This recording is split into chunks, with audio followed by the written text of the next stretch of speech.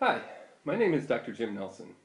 I've been invited by the organizing committee of the Digestive Disease Week to discuss our research study titled C282Y HFE mutations, hepatic iron deposition, and histologic features in subjects with non-alcoholic fatty liver disease.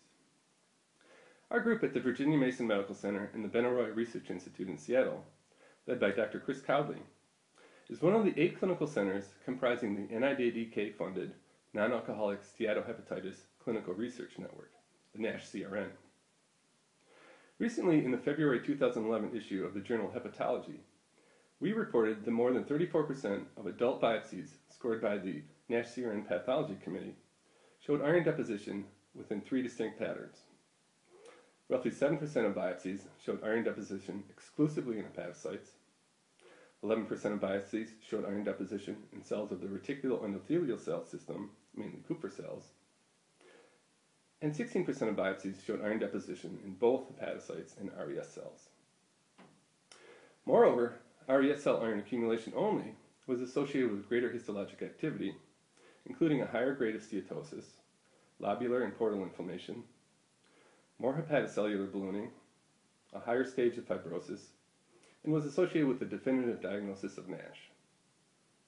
Using multivariate regression analysis, after adjusting for age, sex, body mass index, and the presence of type 2 diabetes, RES cell iron-only accumulation was shown to be an independent risk factor for the presence of advanced stage 3 or 4 fibrosis.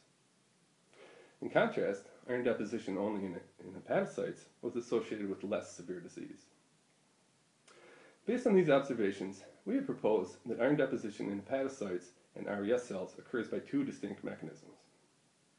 Namely, RES cell accumulation, or Kupffer cell iron accumulation, would result from increased hepcidin expression via the IL-6 JAK-STAT hepcidin regulatory pathway. Upregulation of hepcidin via IL-6 and iron retention within Kupffer cells are hallmarks of anemia of inflammation, which is a condition associated with a systemic inflammatory response and chronic disease. Hepcidin, the master iron regulatory hormone, controls iron homeostasis by binding to and ultimately resulting in the degradation of ferroportin, the sole iron exporter present on hepatocytes, macrophages, and enterocytes. In contrast, iron deposition within hepatocytes could occur by mutations in hepcidin regulatory genes such as HFE, or those in the SMAD4 BMP HJV pathway, which would result in decreased hepcidin expression and allow for increased body iron absorption and iron storage within hepatocytes.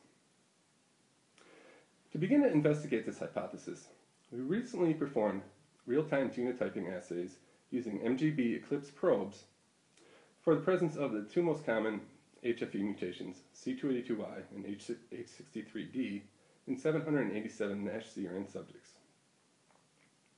We found that 13% of adult NASH-CRN subjects were heterozygotes for the C282Y mutation, 22% of subjects were heterozygotes for the H63D mutation, 2.2% of subjects were homozygotes for the H63D mutation, and 1.7% of subjects were compound heterozygotes for both mutations.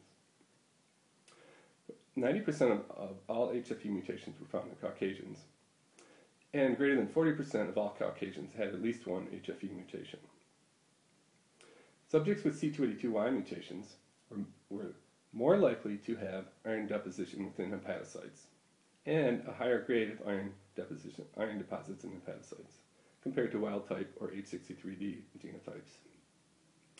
Subjects with C282Y mutations were also had significantly less ALT and AST levels and were less likely to have a definitive diagnosis of NASH.